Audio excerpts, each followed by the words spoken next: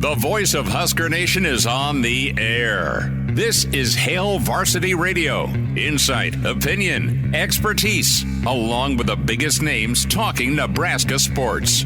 Join in with the show at 402-489-1240 or 1-800-825-5865. Now, here are your hosts, Chris Schmidt and Elijah Herbel. Welcome to it. Tuesdays here at Hail Varsity. We're powered by Cornhead Lager, Chris Schmidt, Elijah Herbel, and you. We got a special guest here in about 5 minutes, Jeremiah Sirles, squeezing us in. He's an agent. He's a former Husker and NFLer. We are anxious and excited to get any time with Papa Sirles, so we'll hear from him here in about 4 or 5 minutes. We'll catch up with Jeremiah Sirles and Mitch Sherman in this first hour, and then Michael Bruntz with Husker 24/7. Plenty of room for you in hour 2, 489-1240. Room for you now on the back half as well, 489-1240 or 800-825-5865. Can jump in and get comments from the stream. As always, we love the folks checking us out on Hail Varsity YouTube, Hail Varsity Radio, Twitter. Give that a follow at H Varsity Radio. Chris Schmidt, Elijah Herbel, and Professor Herbel doing some posting and some filmage of Dylan Raiola, a little Aaron Murray love. Mr. Elijah, good stuff there with that money throw to Borkature on 2nd and Holdridge Street, and perfect throw against the zone. Check that out at Herbal Essence, Elijah's Twitter handle at Schmidt_radio for me. Plenty to get into, and we'll keep with the boxing analogy with Nebraska football. You had the champ, Mr. Bud himself, lead the team out last weekend. Don't know that it'd be cool if he's just kind of a staple, but Bud's busy. That being said, it's a weight class thing for Nebraska this Saturday night, and they're the heavyweight. They need to act and play like one on the heels of destroying and decimating a team you love to hate. So does Nebraska bring it this week? From an intensity standpoint, do they bring it from a let's make that jump week 2 to week 3 that Coach Rule's talking about? And we'll get Sirles' thoughts on that here in a moment. Coming up, we'll again check in with Michael Bruntz, Mitch Sherman. And without further ado, Papa Sirles is in the house. Can check out this live on the YouTube channel, Hail Varsity YouTube, and along the Hail Varsity Radio Network. Sirles, thank you for giving us a few minutes, man. How we doing? Good to spend some time. It's good, man. Up to a 2-0 Husker Nation. I'll tell you that. There's a lot more. The sun shines a little brighter. The air feels a little nicer outside. Beer tastes a little colder. Yes. It's just everything in life makes more sense. It does. And Sirles, I need to ask then, after all this beauty that we saw this weekend, you changed the old Twitter handle. You removed the HSKR, and it made it real tough. I was posting our show lineup just now, and I'm like, did Sirles delete his Twitter? What's going on? And no, there it is. You just changed the Twitter handle. Let the people know where they can find you, as it's no longer Sirles71_HSKR. It's just J Sirles71 now. And it was strictly out of professional purpose. Oh, dude. Right? Strictly out of professional purpose, having to reach out to college kids from across every college. And it's a little easier when they're like, what is this? Don't you know Nebraska's guy? Cool now, those Sirles? You should keep the HSKR. I know we're cool. But I was reaching out to a kid from Wisconsin, and I was like, probably shouldn't have this in the Twitter handle if I'm trying to recruit you. Well, that's fine, but drop the HSKR after the Wisconsin game if you have to. I know. And I dropped it right before the CU game, and I was like, this might look bad, but it was just time. It was just time to be on and not have my college Twitter handle anymore, unfortunately. At least it wasn't Sirles71_BUFFS. I would rather die. I would rather crawl into a hole and die. We need to get your feedback. I want to start on the offensive line. So overall, 28-0 at half. You're a happy dude at halftime. You were. I almost ran through you. You were ready to run block me, and it's like, dude, I'm going to Olay that one. So yeah, they were all smiles from Papa Sirles, but 28-0 at half. How bad did you want 70-10 versus 28-10? Yeah, I mean, we left so many. Going back and reviewing the tape, we left so many yards and so many points out on the field, and that's as frustrating as it was at that time. I think it was a good growth experience for this team. Matt Rule had a great point in one of his press conferences about how there's a lot of older guys on this team that have been hardened through really tough years. And then you combine that with some of the younger guys. We learned what it felt like to come out the gate and punch a team in the teeth, right? And to punch them and punch them and punch them and have them down on the mat at halftime. What we haven't learned how to do yet is how to put our foot down on their throats and not let them get back up, right? And I think as the team goes back and reviews this tape and looks at what could have been done and what could have needed to be moved on, I think that this is going to be a really good learning experience for this team. As frustrating as it was for everyone involved, and myself included, falling into the slight trap in the second half of we can't let them come back and do this again. Right. And you could feel that energy in Memorial Stadium. I think that we took steps in the right direction and we're moving away. And I think Rule used it as a really good teaching experience. Sirles, what did you make of offensive line penalties? I know that those were critiqued, to put it lightly, by Husker fans in the second half. There were a couple, though, that appeared to be holdings to me. Ben Scott absolutely mauled somebody. That Ramir Johnson touchdown run. He tackled somebody. That was a great tackle. Form tackle. You had Justin Evans, which I don't know if I was an offensive lineman, I wouldn't be happy with that being called as a hold, but he did kind of pull him down to the ground. I get it. What's your take on all that? It comes after the summer in which Donnie Rilo spent some time talking about how he's been teaching knuckles up blocking as to prevent holding calls such as those. Yeah, you always, any holding call can go back to poor technique, right? Whenever you get called for a holding, it's because the rep started, or at one point throughout the rep, you had poor technique, whether your hands got caught outside, whether you weren't running your feet and you were reaching, or whatever it is. And so a holding call every blue moon, it'll be like, oh, I don't want to give up a sack and I'm just going to wear this holding call so I don't get my quarterback killed. But, for some of those, especially on the second level, so much of it is just staying attached and running your feet. They don't have to be kill shots, right? I think sometimes you fall into the trap of, I got to get up on this linebacker and I just want to put his teeth through the back of his head. And you just go, and then you get yourself out of position instead of just being in control, running up, putting your toes on his toes, walking your hips to his hips, keeping tight hands and going, and so a lot of that stuff can be cleaned up. The ones that really bother me a little bit more are the dumber ones, which are like the block in the back, right? Like if you can, it's kind of a rule. If you can read his nameplate, don't hit him, right? You just kind of let him go. And so, that was a poor call. And then a couple of the receivers on the outsides were, the Ramir Johnson one is still mind-blowing to me. He just pancaked the dude and they called it. But, don't have poor technique and don't bring the refs even in to be a factor in the game.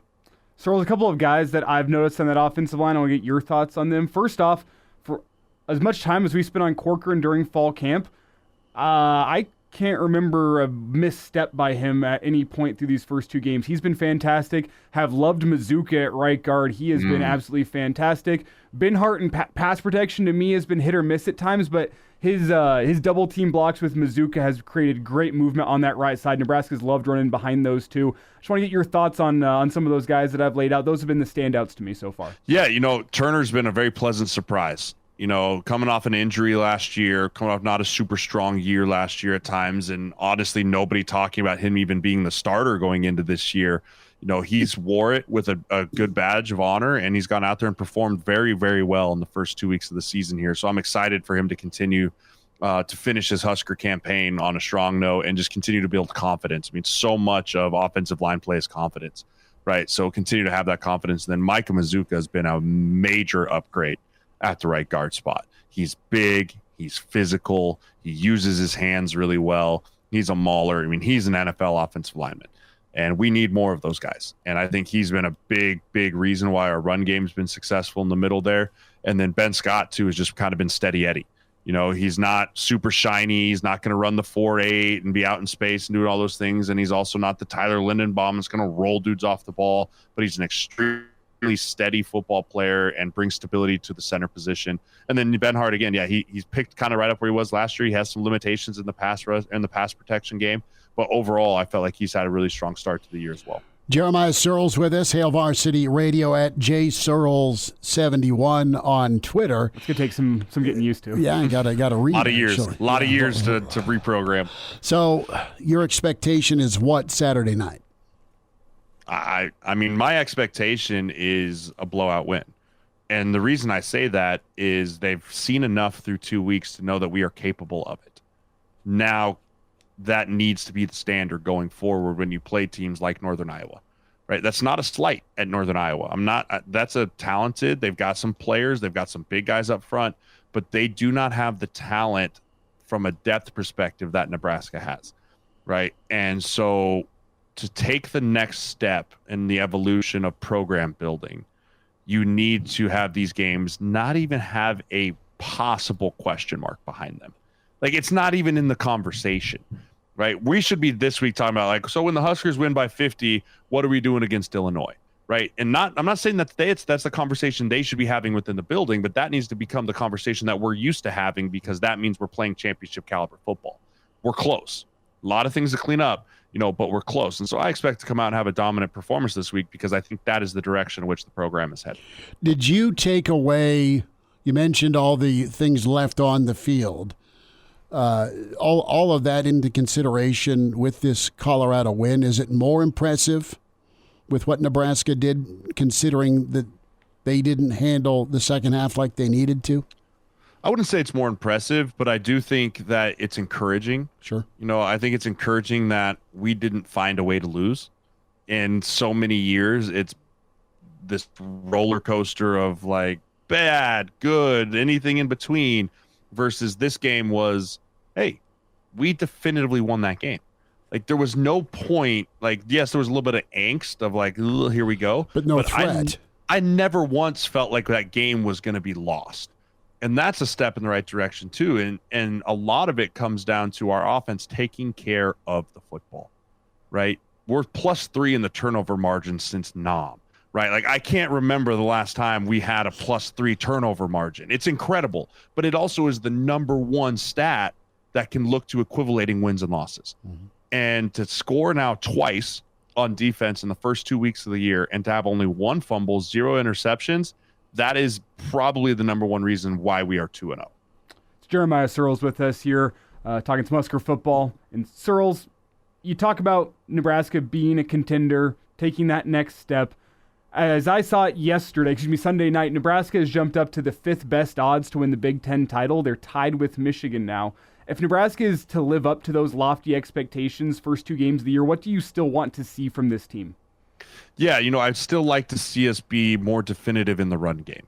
There's flashes of in between the tackle. I think Dowdell has pulled himself away from the group of being the featured back. And so finding a rhythm with him over the next 2 weeks is going to be really important. What does he run well? What does he want to run well? How does he run well behind the offensive line and the patience, and getting into that rhythm of a consistent run game, not the kind of flash in the pan like we had in the first half where it was just bang, bang, bang, bang. And then all of a sudden the second half it's whoa, what the hell just happened? Why can't we move the football? Why isn't there holes opening? Right? We need to be more consistent in that run game. And then on the defensive side of the ball, continuing to generate pass rush without having to blitz. Being able to continue to get to the quarter consistent basis with Ty and Nash and Lenhart and all those guys up front, and then picking and choosing our time to dial up the pressure from Tony White. Too many times last year it was we have to pressure to get to the quarterback. The first 2 games, we've done a really nice job of getting to the quarterback, containing him without having to dial up exotic pressures. Sirles, we'll get you out on this. What's next for Dylan Raiola? What's his next jump? Yeah, for me, I'm not looking for a giant jump out of him. I'm looking for him to just continue doing what he's doing. And what I mean by that is allowing the game to come to him. Don't start pushing things down the field that don't need to be pushed. Don't start looking for the home run ball. Don't start looking for chasing ghosts and creating and doing all that stuff. Play within the Satterfield scheme. take your shots when you're there, and then most importantly, continue to control and take care of the football, right? If he can just keep doing that and keep growing on that growth model there, the sky's the limit for this kid. Mm-hmm.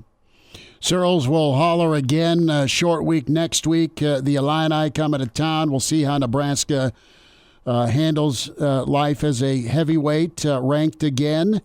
And Northern Iowa coming to town. Be good. Best to you and your fam, and we'll see you Saturday.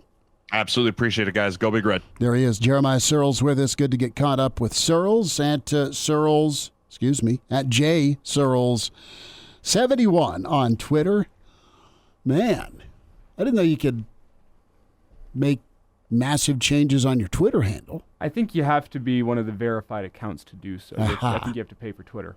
I'm not sure. Does Sirles pay for Twitter? Let's find I don't out. know. Does he have a blue check? Sirles probably has Twitter pay him. Something like that. Our shout-outs, NU Grandpa is in. Uncle Jimmy says, what's up to the boys in the studio. Tiger Shark Diver into the top 5. Good work. Trevor is here. He says the polar bear going to be eating some Panthers for dinner on Saturday. Grateful Red is in. Good to have you. Ronnie checks in along with Black Hills Brennan. Afternoon. Good to have you in, Black Hills Brennan. And Jack is here. Mr. Snitley, Jeff Snitley, big volleyball match it is. 2 top 10s, Nebraska v. Creighton. Moonbot's in. Mitch Sherman's next. It's Hail Varsity. It's that time. Psst. Hey, Mitch. Mitchie.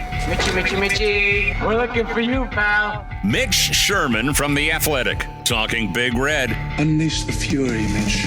Unleash the fury! On Hail Varsity Radio. Well, Mitch, ready to unleash that fury. Many of you did Saturday night. Big win for Nebraska over Colorado. Mitch Sherman with us from The Athletic. Find him on Twitter at Mitch Sherman. And check out his pod. Pretty awesome stuff. Daily in the morning. Locked on Nebraska. Mitch, how we doing? Thanks for a couple minutes. Doing great. How are you, Schmidt? We're good. We are good. Nebraska's 2-0. Nice to see that for so many of the fan base. Nebraska ranked. And plenty of good nuggets from the coordinators today. But the question going into Colorado was the stage question with a freshman quarterback. And, Mitch, you've covered a lot of high-profile talents around college football. You've also seen your fair share come to Lincoln. And what'd you think of the quarterback spot of Dylan on Saturday night? Let's start there. He was very good. You're not going to say he was perfect. That wouldn't be the expectation in start number 2. But he was very good, and as Matt Rule will tell you, every time you ask the question, the number one thing for Dylan to do is to take care of the football. And for a second consecutive game, he didn't turn it over. He didn't try to do too much. I think there were moments where he could have easily become frustrated. Whether it was from penalties that were happening on the offensive side, or I guess that was probably the main source of frustration with Nebraska from an offensive standpoint. But they always had, after the initial drive or two, they always had a comfortable lead. And Dylan didn't try to play outside of himself. He didn't try to do too much and make up 30 yards after a penalty that took yards away. Nebraska had something like 170 yards, 160 or 170 yards of offense wiped out because of penalties. And that can be a hard thing for a senior quarterback to deal with and bounce back from and play in a mature kind of way out there on the field to avoid mistakes. And Dylan didn't seem to have a whole lot of trouble with it. I thought his answer to the question today about what Rule said on Monday, that the other players on the offensive side are the ones who need to pick up the pace to reach Dylan's level. I thought he gave a great answer to that, as good as you could expect from anyone. Again, no matter their level of experience in the program, he said that it's the expectation for a quarterback to be the one who sets the bar, and it's something to be acknowledged that the other players need to pick it up, but it's not something that needs to be celebrated. So maybe he rehearsed it. Maybe he knew that question was coming, just based on the conversations that came out of Monday's press conference. But I had to kind of stop there for a minute and wonder if it was I don't know, some NFL quarterback standing up there instead of Dylan. It was a very mature answer. It's Mitch Sherman with us here on Hail Varsity Radio. And Mitch, through 2 weeks, where are you at on Dylan? Has he fallen short of your expectations? Has he met your expectations? Has he exceeded your expectations? Where are you at with his performance?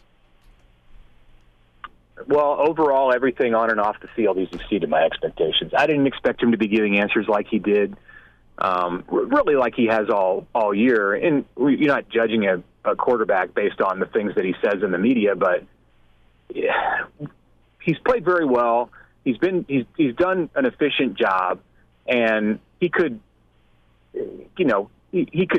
stand up there and sing his own praises, or he could accept the praise in a way that wasn't necessarily humble, and he's done the opposite of that. He gives off the vibe that he's working even harder now, or just as hard now. Like he's not resting on his accomplishments, and his accomplishments are significant.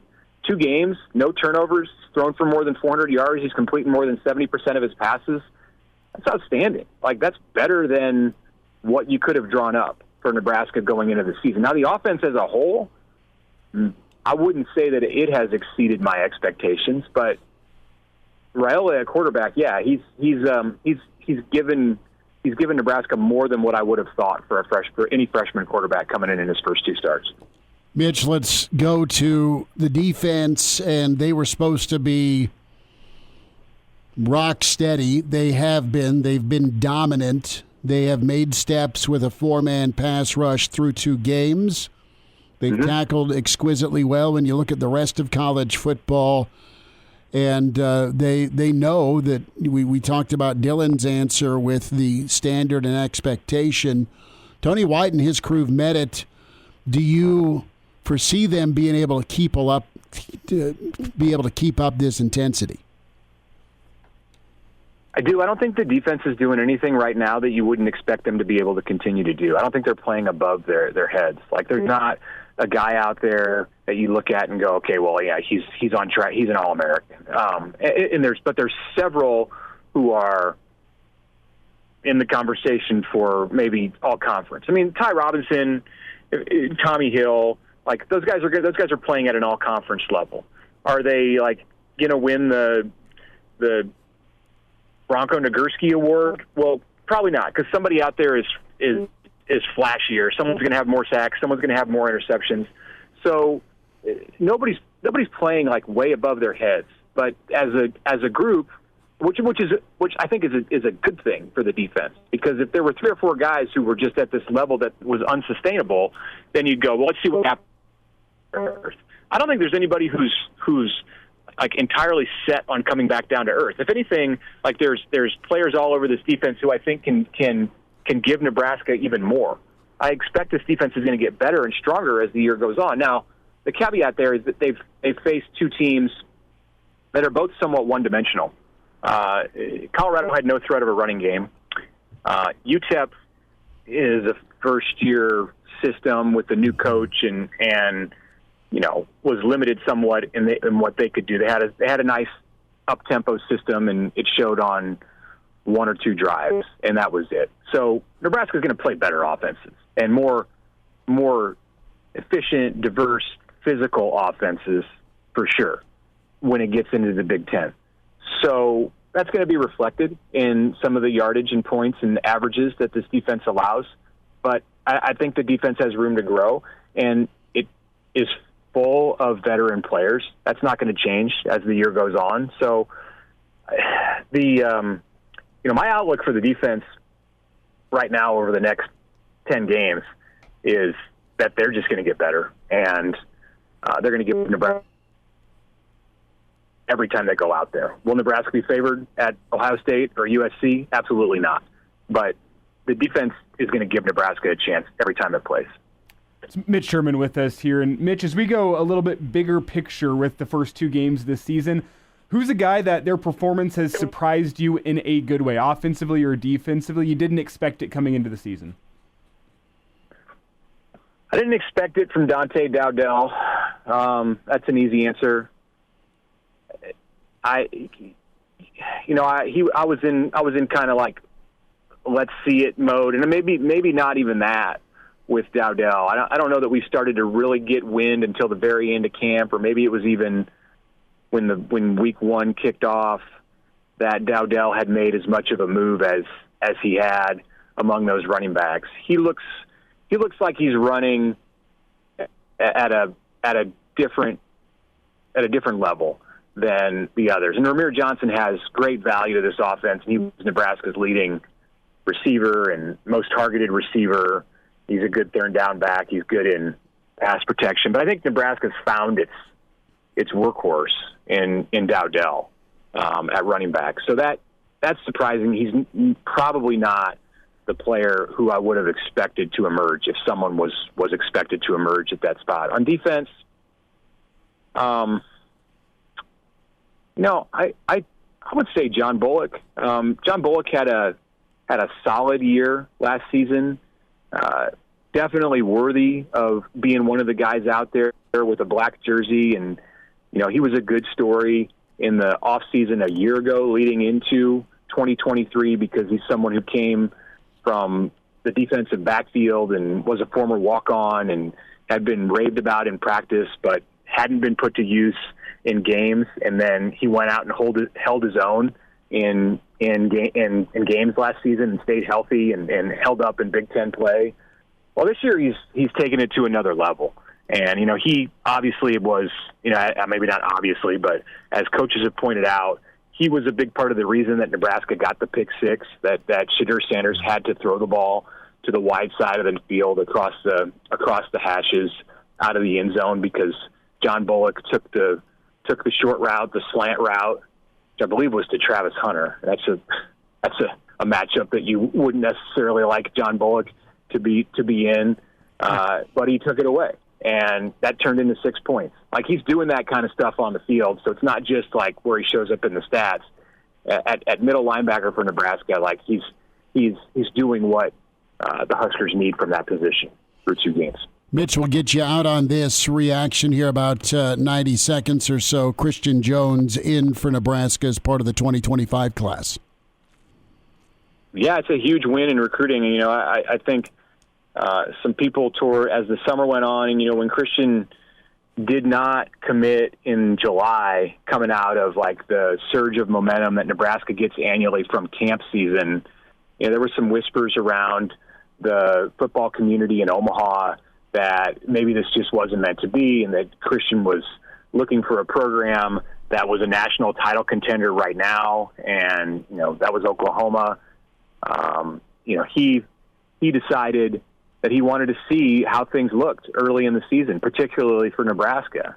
And he was at both of those games, and he saw enough, obviously. It would have been a huge disappointment.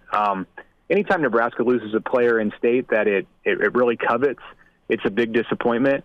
I think Christian Jones would have rated as a bigger disappointment than any other loss that Nebraska could have had in state in this 2025 class, and on par or above recruiting losses that it's had in recent years. You're not going to get every player in state, but the ones that you really, really want, those are guys that you have to get. And he's the son of a former Nebraska player. He plays at a program that is going to consistently produce talent that Nebraska recruits. He's got several ex-high school teammates on the Nebraska roster to help recruit him. So you just don't want to miss out on that. And there's not really a true linebacker in this class for Nebraska. And I think Christian Jones, he just, from the time he was a freshman at Omaha Burke and playing on the varsity level and starting, he just screamed Nebraska linebacker. So you would have just, if you're Nebraska, you would have hated to see him in Norman, Oklahoma for the next 4 years.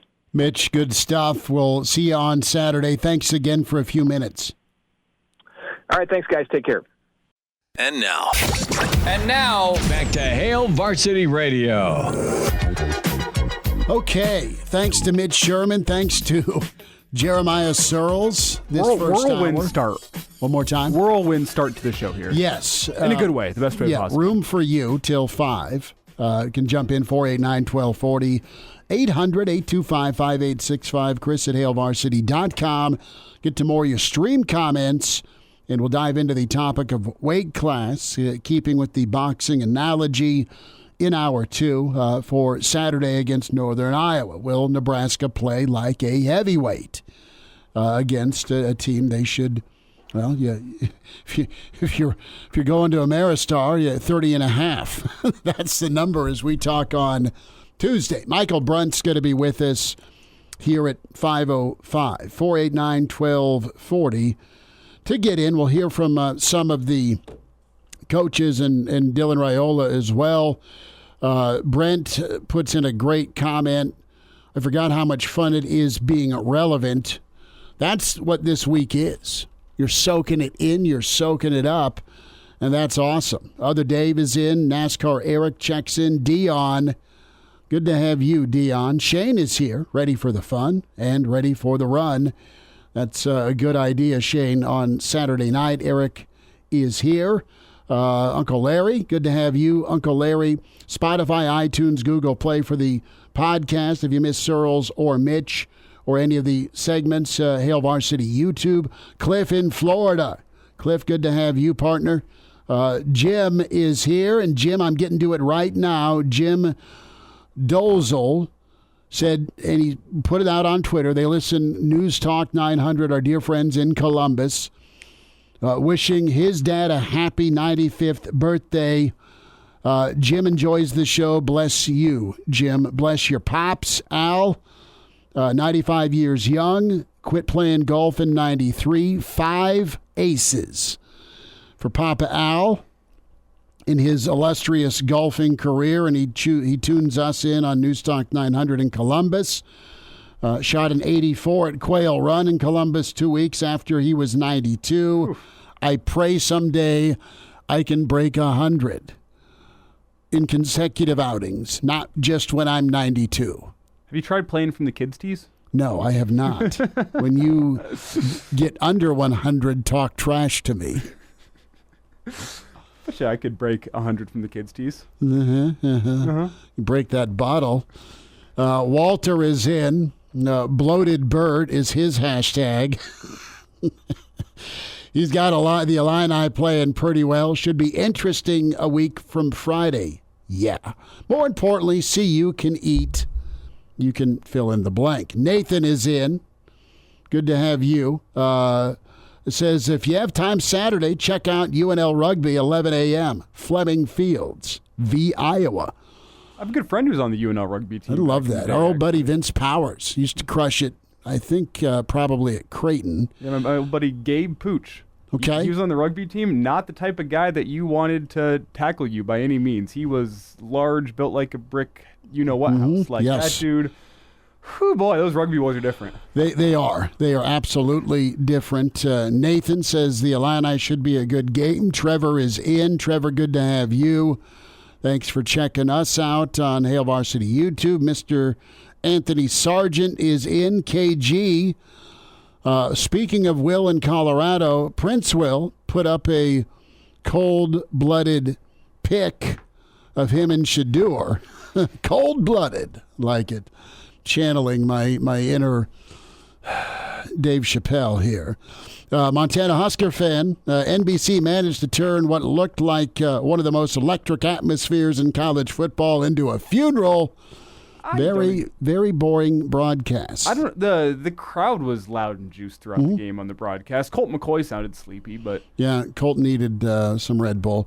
Pat is in. Elijah bowling tonight. Yes. Are we doing Blue Moon tonight, assuming you're not drinking Cornhead Lager? It was IPAs last week, and a pitcher of IPA and one night of bowling was a lot. So I don't think we're going back for the IPAs, the whatever that is, 8% Third game got a little rough.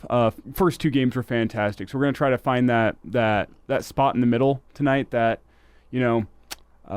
takes the edge off just a little bit, not thinking about it too much. You got to find that happy medium. I think we went just over it last week. Going to try to lock back in. Blue Moon could be it. Love our friends with all the local breweries without giving any free shout-outs. Well, So I didn't know what you were going to be tipping at the bowling alley. I tend to look for a local brew, but Blue Moon's always a good option as well. Or your tried and true Busch Light, Coors Light, Well, let's jump into some Dylan Raiola. Tuck, good to have you. Asian Joe, good to have you. That's his name. That's not me being a jerk. Arlo is here. Not a Schmidt-created nickname. No. I've met Joe. Joe's awesome. Joe's been a Hail Varsity dude for a long time. Matt, good to be with you. Eat Beef says it's 5 beers, Elijah. There's your happy medium. See, 2.5 IPAs last week. Aim for the middle pin, Elijah. Well, I came right from work last week. I didn't have time to stop and eat dinner, so it was no dinner, two and a half IPAs, and I was like, whoa. You drank your dinner. So let's talk about Raiola. Let's hear from Dylan on to next week.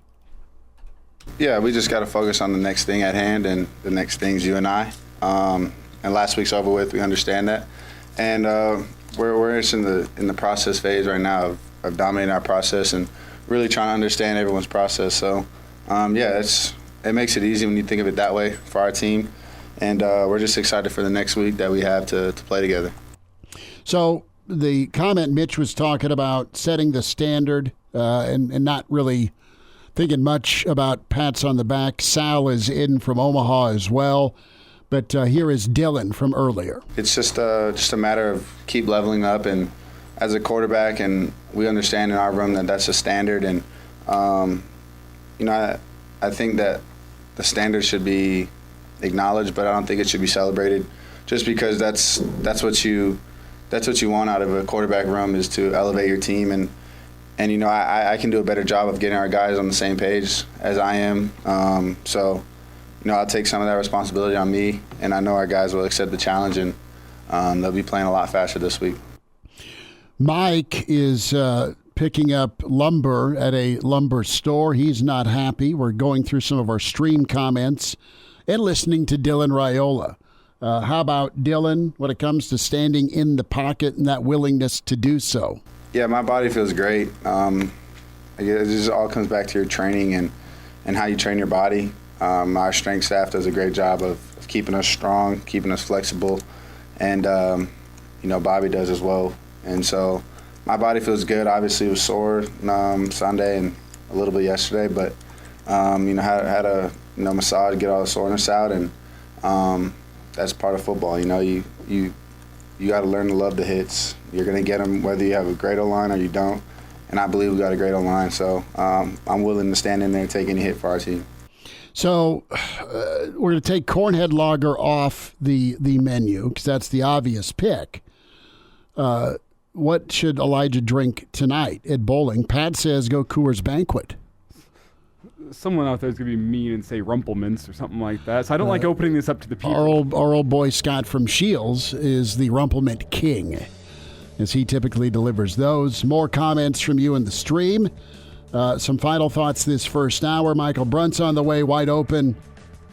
Hour 2. Jeff is all about Rumplemints. And thank you for that. Hail Varsity continues, powered by Cornhead Lager. And now, back to Hail Varsity Radio. One final time this hour, it's Hail Varsity. We're powered by Cornhead Lager. Spotify, iTunes, Google Play can get the audio podcast, and like and subscribe, Hail Varsity Radio. Give us a rating. Appreciate that. Hail Varsity YouTube as well, at Herbal Essence, at Schmidt_radio can find us. Find a way to become a big brother or big sister today. And you have the opportunity to do so and mentoromaha.org. Big Brothers, Big Sisters, a challenge, a mission right now to recruit 60 men in 60 days by October 30th. Calling on men in Omaha, the metro area, to step up, become a big brother to many youths waiting for that mentor. And some of these kids have been waiting for a year to have a big brother, and more than half of those on the waiting list are boys. And they have a match support specialist, and they'll pair you with a little that'll really help make things great for both of you, quite honestly. Twice a month, the bigs meet with the littles, And that's just enjoyable activities, ice cream, maybe going to a ball game, shooting hoops, video games, whatever. It is imperative, though. 60 men needed, 60 days by October 30th. The Big Brothers and Big Sisters mission to recruit, get on board. MentorOmaha.org. So that's something that we'll be talking with the folks here at Big Brothers and Big Sisters here later this month. 489-1240. Can email Chris at hailvarsity.com. And keeping with that Big Brothers, Big Sisters theme, Nebraska's done a good job, Elijah, of implementing that old and young dynamic with this football team. It's important to get old and stay old, for sure, in college football and college basketball, quite frankly. But Nebraska's done a nice job. They're seeing the older players pay it forward from a standard standpoint. We'll hear from Tony White. And one of the things they emphasized in the next wave of defensive line, whether that's the Van Poppels or the Lenharts or the Princewills, right? You've got such a stacked defensive line room. They're learning from a really good group that have gone through a lot of fire. That's Robinson, that's Nash, that's Jamari, specifically, where they've been here a long time wanting to win. And so far, so good, 2-0. And it's important this week as we talk weight class in Nebraska acting like a heavyweight next hour. Those heavyweights up front gotta set the tone again against a team you're supposed to roll by 4+ touchdowns. Well, it's going to be another chance for some of those young guys to prove that they're going to be the next guys up. I mean, I've found myself this year more impressed with some of those young guys than Nash and Ty. Not because they're outplaying Nash and Ty by any means, but it's because we knew coming into this season, this level already. We knew coming into the season that Nash and Ty would be playing at a high level this season. They had shown us enough last year. They get another offseason of work. We knew that. They've started. But like the impact of Kai Wallen's been fantastic coming off the edge at times. I know he got a hit, didn't end up being a sack, but got a hit on Shedeur Sanders during the game and ended up forcing him from the pocket. You have McGahee forcing a fumble at the end of the game against Colorado, against the backup quarterback, obviously, but still against a 5-star offensive tackle in Jordan Seaton.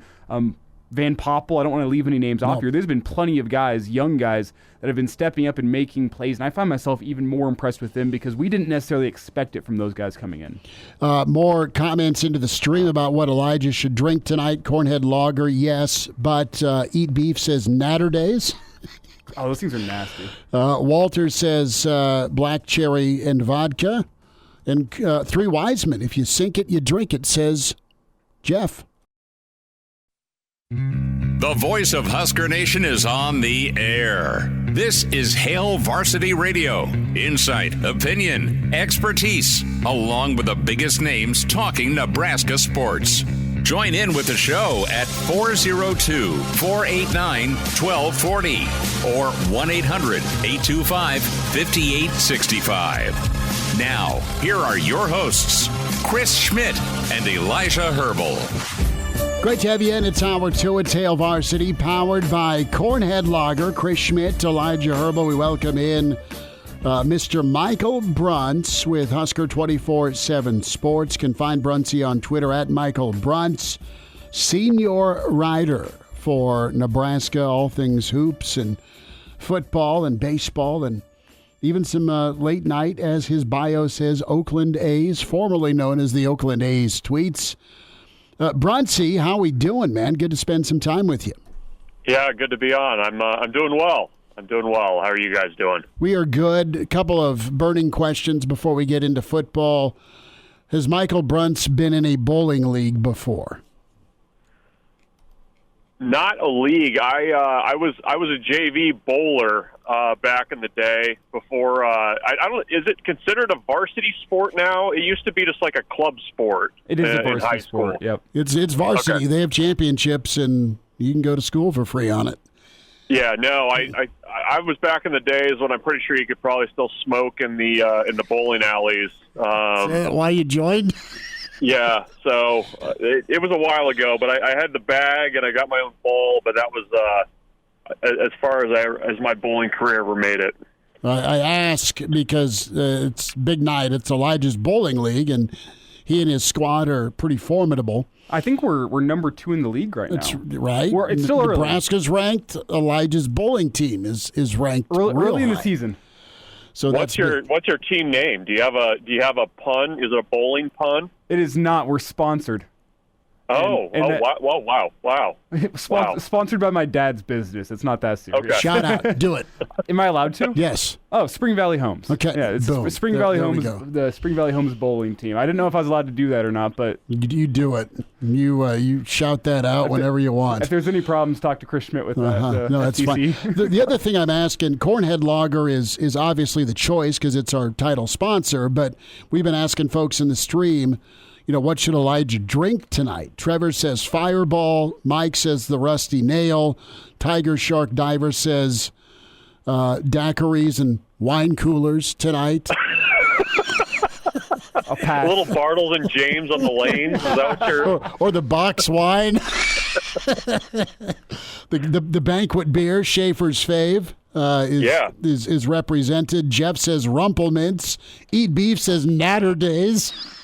I have done a White Russian, like the dude. The problem being those things are like a lot of calories and they sit pretty heavy in the stomach. That and they are great tasting and you can black out tasting. pretty soon. Don't get me wrong, but they're made with heavy whipping cream. So I charge you, Bruntzy, with what are you picking for Elijah tonight? Yeah, it feels like somebody needs to be living the high life tonight. I think that's the play. A little high life, a little jalapeno popper. I think that works. I can get down with that. And you have to eat the jalapeno popper with your left hand because if your bowling hand gets greasy, boy. All hell breaks loose and it's a gutter ball. Yeah. You get a little chalk on that, a little talcum powder and dry that out. I have Elijah's bowling shirt is black with purple. It's not the jumpsuit that Jesus wore, thankfully. It matches my ball, actually. Okay, black and purple? Uh-huh. Well, I have 2 bowling balls, obviously. You have 2. But the main one, black and purple. Okay. I did not know that you had a spare. Wonderful. I'm looking for a third. No gutter ball, Bruntzy, for Nebraska Saturday night. You think the Big Red can... We're going to keep with the boxing analogy from last weekend. And can Nebraska play? Do you think they play like a heavyweight Saturday night? Coming up or this past one? Coming up. Yeah, it's a challenge, right? Like it's the fight after a big win, and I mean, it sounded to me over the last couple of days that Nebraska's coaching staff is very much going out of its way to make sure that players are not caught in whatever's left from that Colorado game. They're very strongly trying to make sure that 24-hour rule is in effect, and from talking to players and from kind of,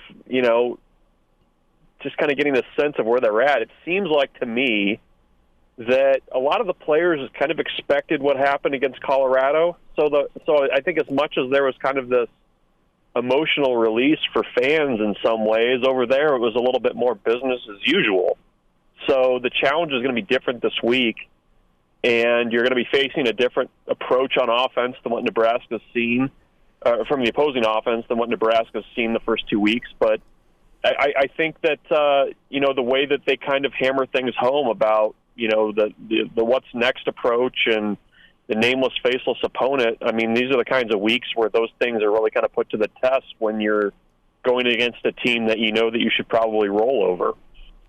It's Michael Bruntz with us here on Hail Varsity Radio. And, Michael, the mood amongst Husker Nation today is kind of like very little juice for this Northern Iowa game, I should say. After seeing what you saw against Colorado, it's like, all right, just go take care of business. Let's go on to Illinois. What is there to look forward to? That's the question I pose to you. What are you looking forward to? What do you want to see from this Husker team on Saturday? What do they still need to show you? Well, I think you just need to see a little bit cleaner football and a little bit more of kind of whatever that next step looks like in certain areas. I mean, I think defensively, like I said, it's a little bit of a different to-do list this week, where before it was, can you get pressure on the quarterback and tackle in space? Now it's, can you get a pretty good running game and you face a pretty good running game, and can you shut them down? And can you kind of muck things up like you're going to have to do later in the schedule once you get into Big Ten play? I think coming out of that Colorado game, there's a lot of things that can be cleaned up on offense. I think there's the way that second half kind of played out, I feel like there was probably some missed opportunities because of penalties, and Nebraska still kind of has yet to show with any kind of consistency that they can make opponents pay for cheating in and trying to stop the run. So there's a lot of areas, special teams in itself is kind of there's a big to-do list there. So I'm just kind of looking for that next step and coming in and just kind of taking care of an opponent that you should. If Nebraska's defense is as good as everybody believes they are and what they showed against a good Colorado offense, they should come in and really be able to dominate against Northern Iowa. And this game, to me, is much more about kind of how Nebraska handles its business and how they approach things versus kind of what Northern Iowa is going to do. Michael Bruntz with us as he joins us from Husker 24/7 Sports, senior writer at Michael Bruntz on Twitter, Hail Varsity Radio on a Tuesday. And Bruntsy, I want to go back to Saturday.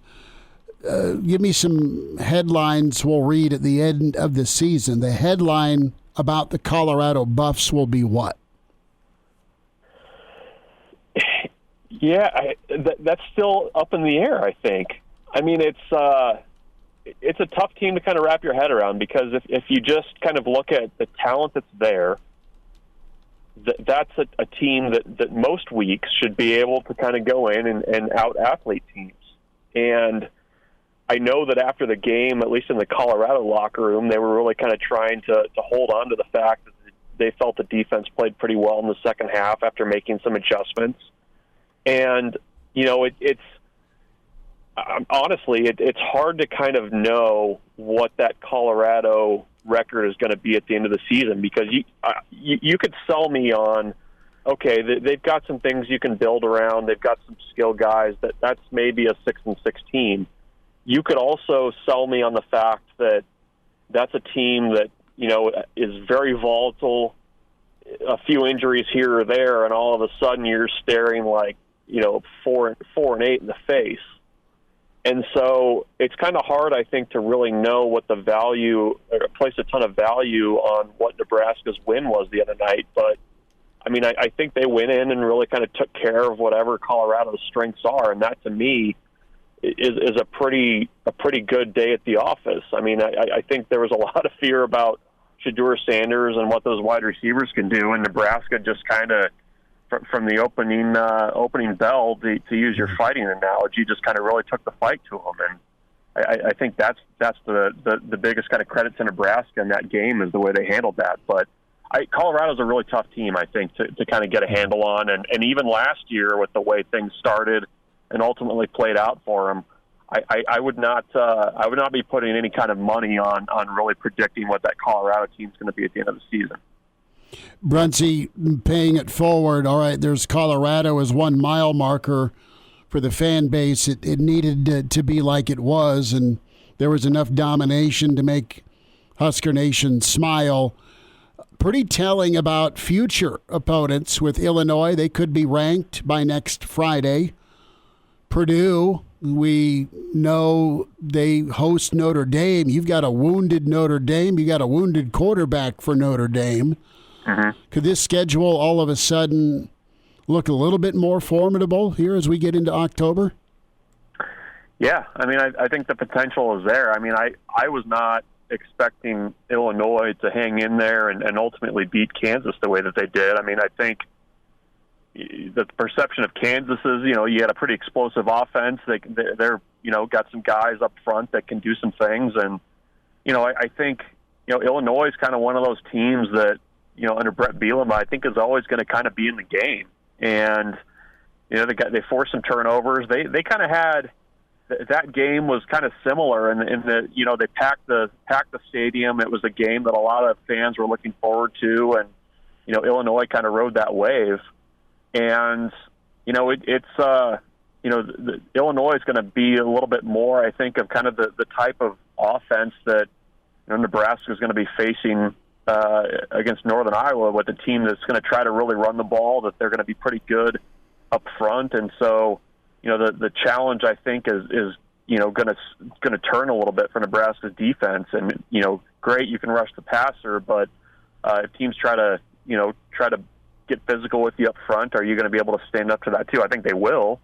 But, I think a lot of fans probably looked at that Colorado game and said, well, if you get past Colorado, there's a good chance maybe you go into Ohio State even in late October with no losses or one loss. And, you have to kind of keep that in the back of your mind that, look, like there's some decent teams in between there that are physical, are going to try to beat you up, or you can put Rutgers in that column too. The challenge is still there for Nebraska, and I was a little surprised by the Illinois score. That was the one that kind of surprised me. Michael, it's Coach Brandon in our stream chat saying that he thinks this schedule is much tougher than we thought as of a month ago. Is that fair, or is that an overreaction to the first 2 weeks from what we've seen? Schools, as he laid out, Purdue, Illinois, Indiana. Yeah, I think it's probably when you're kind of going down the list, and everybody does it in August, and you're chalking up the wins and losses. I think that stretch between Illinois and Indiana, that was going to be kind of the chunk of the schedule, I think, that was really going to make or break what Nebraska's season could be.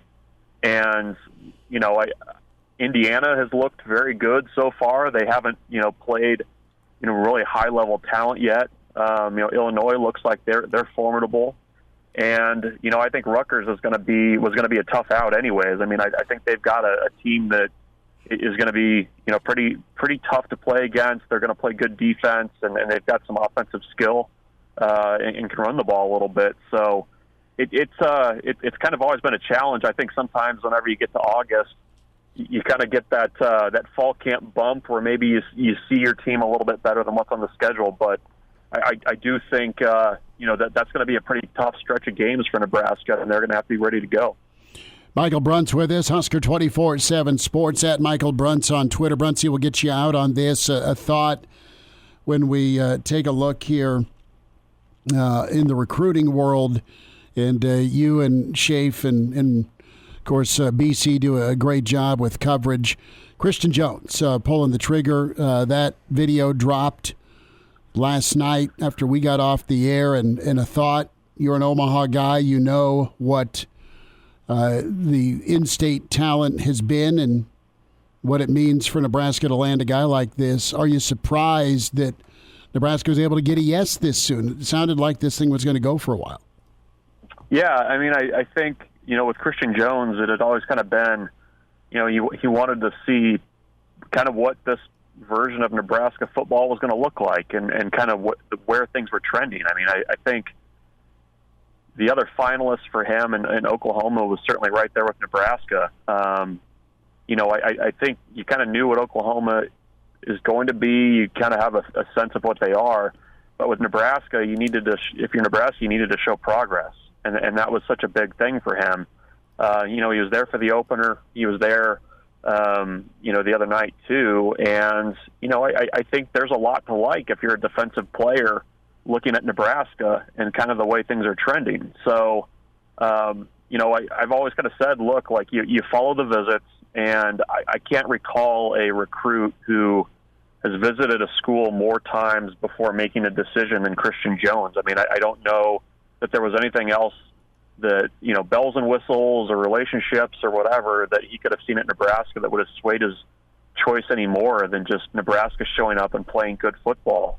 And I think that was a big piece of it. So, a real big win for Nebraska in state. Omaha for a number of years has kind of been open season, and, Matt Rule's staff has done a pretty good job of offering a lot of those kids early, building those relationships, and, not just saying that part of the state's going to be important, but really spending time in the schools and showing it with the way that they approach things. So that was a big win for Nebraska for sure. Bruntz, we will see you Saturday, bud. Thanks so much for today. Sounds good, guys. Thanks a lot. Take care. Hail Varsity Radio is live. Now, back to Schmitty. Schmitty's a great guy, but he don't have a brain. And Elijah. You want me to speak? When I point at you, yeah. On Hail Varsity Radio.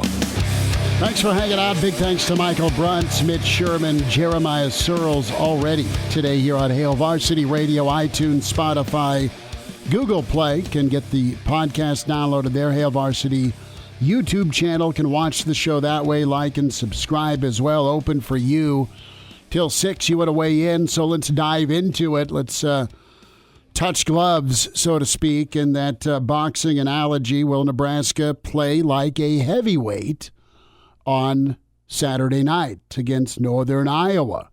489-1240. So some thoughts. We'll have comments from Satterfield. We'll have comments from Coach Tony White, Mr. Tony, before we're done as well. But I'm truly intrigued by this, and I wanted to touch on something that I heard from our friends with Hurrdat Sports, Damon and Ravi, this morning. They talked with Mike Schaefer. That's Bruntz. Been teammate for a lot of years in BC. And, bully ball was the term used. And it's Big Ten football. It's two tight ends, it's I formation, it's downhill, and it's 4 quarters of bumper cars. It's smash mouth, it's demolition derby. And that's what you're used to and you love as a Nebraska fan, because it won you so many ball games for so many years, because the attrition was real and it was spectacular. You didn't want any more. And Nebraska will try to do to a team, presumably, Elijah, what a team wants to do to them. And that's get downhill with a couple of running backs and just hammer and hammer and hammer away.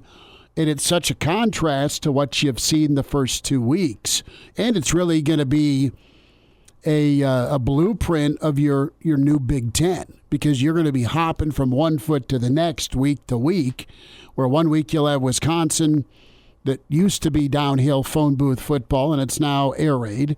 But you're going to be in November going from air raid to Iowa in downhill football. You're going to be taking on SC and their skill and what they look like to be much more formidable on the lines of scrimmage. I mean, they held up all right against LSU, and if SC can put it together on the lines, they're pretty damn good, because they've got all sorts of talent. Illinois is going to be a bare-knuckle fight Saturday night. It was a year ago, and that was what we thought a turning point in the year. Quite frankly, it was. And Nebraska just didn't deliver in November. So I'm pretty fascinated, because it was all skill and fluff with Colorado. Yeah, they have dudes that can beat you on a 8-yard pass to 80, and Nebraska didn't let that happen too much. You have the tempo you dealt with UTEP. So this will be a test of poise and maturity in a different way. You were wondering about the stage and the build-up and the hype and the crowd and all of that last Saturday. This is truly a test this week of guys treating it like it's Colorado again, or pick a different team name, because you got Northern Iowa that is going to come in. They're ranked 20th in their division. They're good. They're a playoff team. They're physical. They're talented. But Nebraska should be able to dominate physically and athletically in this thing, and it's going to come down to that preparation and respect to football.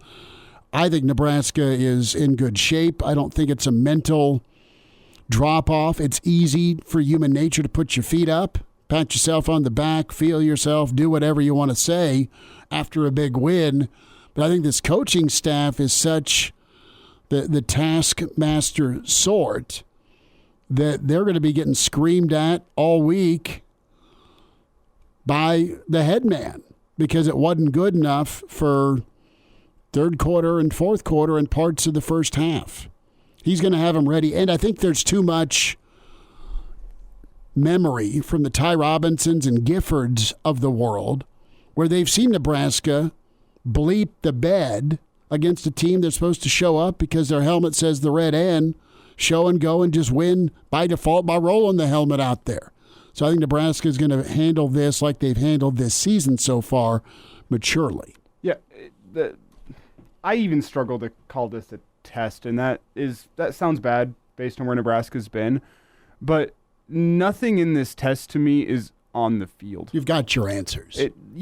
Northern Iowa, you laid it out, physically, athletically, should not stack up with this Nebraska team. From how they like to play football stylistically, do we think they're better at running the football than some of those teams that Nebraska played last year? Iowa, Illinois, your Big Ten powers that traditionally run the football. Do you think that they're better at running? I don't know football? that they're even equivalent, but I know they're going to give her hell. Yeah, I know they're going to give her hell, but like from an athlete's point of view, the style that they're trying to play with, I think Nebraska handled teams that play a similar style to that last year pretty handily.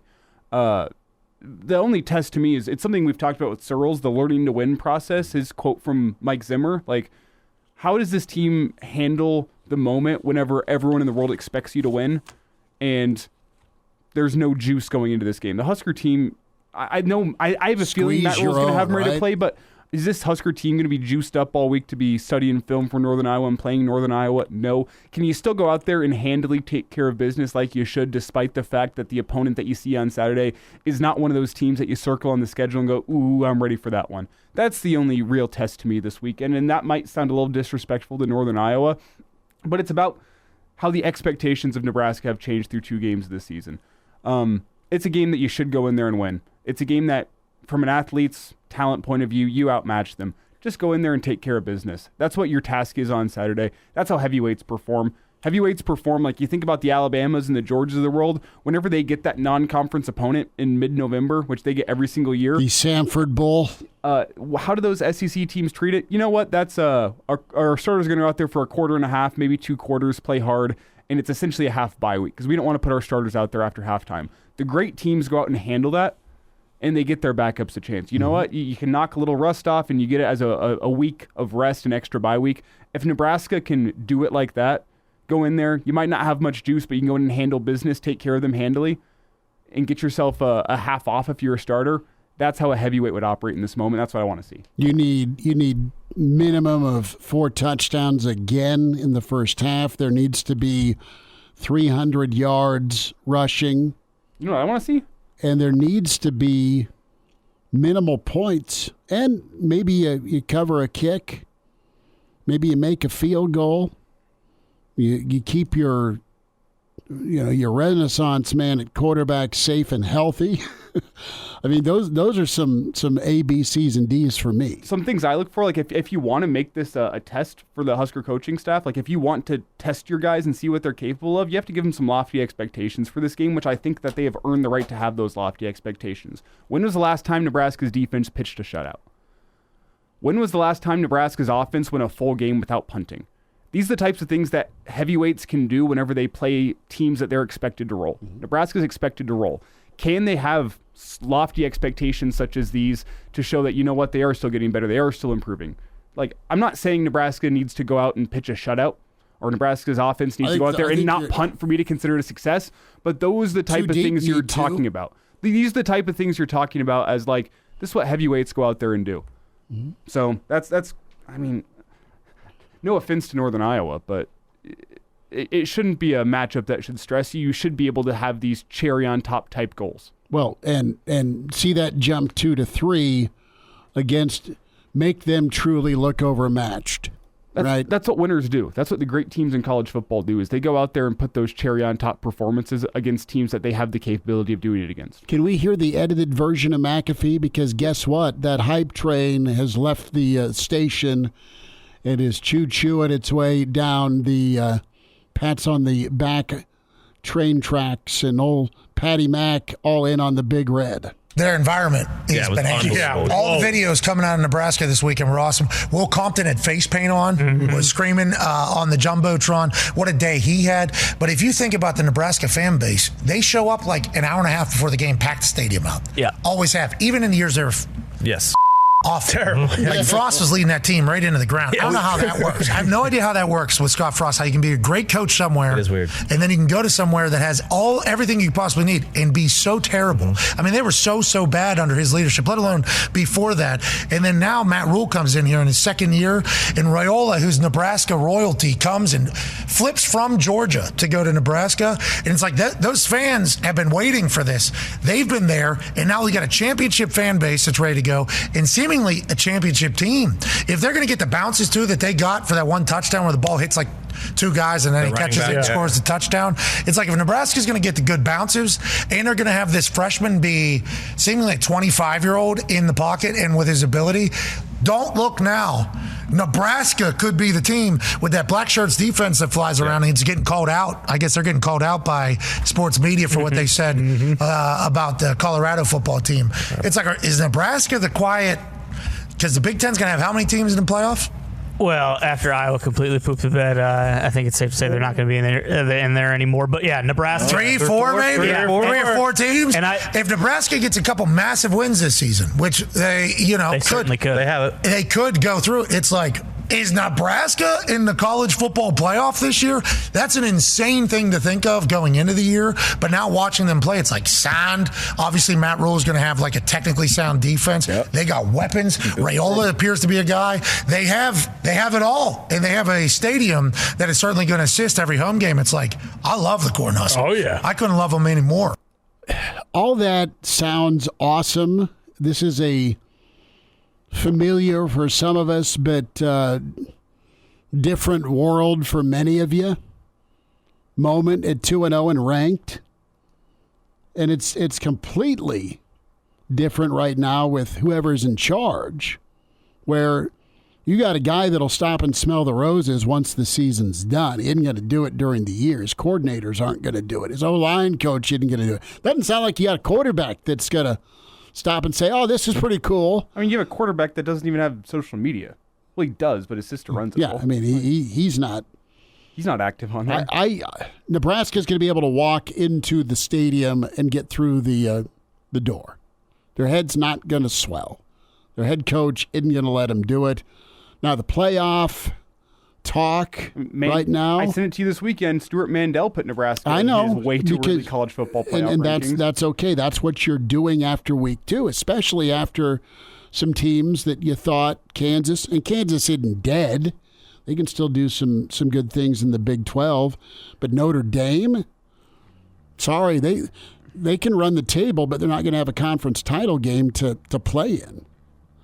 Their schedule. So the one thing I'll say, considering a college football playoff run, is I think it's irresponsible at this point in time to put Nebraska ahead of USC and Penn State. But or it's irresponsible. But you have the opportunity in front of you. I don't know that you put them in front of either of those guys. Of course, you got Ohio State. Michigan lost, but they're still good. I don't think they're good. And now, back to Hail Varsity Radio. 489-1240, or can keep chiming into the stream, Hail Varsity YouTube channel. And I want to remind you about your friends at Neiman & Sons. We'll get to the phones here in just a moment, but good to have Neiman & Sons on board. Really appreciate it. Trevor and the crew and Travis and company. Family owned. We're talking 1981 Neiman & Sons, a family-run company specializing in roofing, siding, and gutters, and a strong commitment to customer satisfaction, comprehensive services, and that range, we're talking residential and commercial exterior services. So if you have a building or a home, we're talking roofing, siding, gutters, and custom exterior lighting, Elijah. Write that down for your holiday festivities. Community involvement. They're dedicated to improving the community. That reflects the Neiman & Sons value when it comes to their work, local involvement. So much great time and camaraderie and mentoring when it comes to youth football over the years. Trusted professionals. They're fully licensed. They're accredited. And Neiman & Sons have built a solid rep through quality service and customer trust. Give them a ring today for your needs. 402-423-4853 or NeimanandSons.com, NeimanandSons.com, 402-423-4853. Pete's on the line. Well, and if you remember just last year, whenever we called up Mitch Sherman and he was on the roof hanging Christmas lights, I know. Mitch wouldn't have to deal with that if he went to Neiman & Sons. No, Mitch, where you at? I'm on the roof. Pete, thanks for hanging. Go ahead. Hey, how you doing? We're good. What do you think? Oh, I see some progress, but I also see a lot of mistakes out there. There's mistakes that can get corrected but need to be corrected. Going into this next game, I think we just need to see progress. Every week we need to see more progress. I think we need to simmer down a little bit on the lofty talk. We've had that for the last several years. Let's get in reality. Let's don't play that record again. Simmer down, baby. I love it. Simmer down. Well, that's old Pat McAfee. He's wanting it for Nebraska. Well, that's good, but he might get let down too. Who knows? We've been let down several times. There's still that but, man, Pete, and I hear it in your voice, and I get it. I get it. There's been the but, and you got to go back to 16, unbeaten, top 10, that playoff knife again by, or I should say overtime knife by Wisconsin, and then the following week, here's Columbus dropping a nuke on you. So, yeah, manage your own expectations, but have some fun with it because it's been a long time. Progress. That's what they need to do. Every week, make progress. Pete, appreciate the phone call. Thanks so much. Pete, with that well-meant warning, simmer down. But I think that's kind of one of the things we were talking about last segment from Pete. Is like it's hard to evaluate what progress looks like against an opponent that is the tier of Northern Iowa. And again, that's going to sound disrespectful. I don't mean it to be disrespectful. You go ahead and disrespect right away. You're not suiting up. No, it's factual. It is factual that Northern Iowa does not recruit or play in a conference or have the resources or the fan support or any of that of a place like Nebraska. So it can be hard to say, well, what does progress look like whenever you go from playing an opponent in Colorado to playing an opponent in Northern Iowa? How do you define progress? That's progress is a running. They institute a running clock rule because of what you do to them Saturday night. Or I'm talking like that's what I'm saying with go pitch a shutout, go have 0 punts as an offense. Like you need to set yourself up with things that might sound lofty, but that's what's going to show me progress is whenever you play a lower tiered opponent, you treat them like a lower tiered opponent, and you go succeed in ways that you haven't been able to do so against teams of that quality in the past decade or so. Let's hear from Tony White. He was asked about the compliments his defense received from Dylan Raiola. What's Tony White think about folks saying you've got the best defense in the country? Which cut? Cut 3. Well, I mean, it's Tuesday, so right now we're the worst defense in the country, right? And so, like this, it's just again, it comes back to you can't preach the process on one day and then do something different.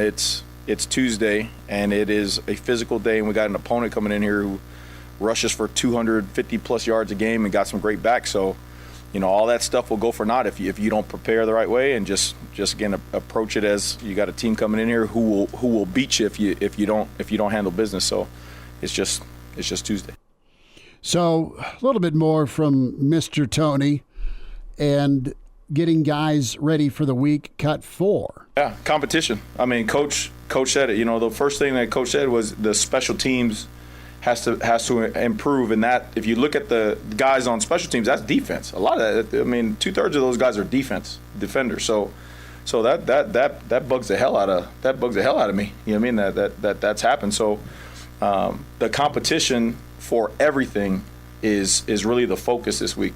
Everybody executing. I mean, you had starters out there on that are the defensive starters out there not executing the way they could. You know what I mean? So again, it's just going back to what can get us beat, making sure that we fix those problems, not ignore them, and then go out there and just be part of what today is. Tuesday, physical day, install, make sure we know how to act, make sure our attitude is right, make sure we know how to tackle, make sure we're lining up things, communicating the right way, and then go from there. But coach said he wants the open competition, and we'll see what happens at the end of the week.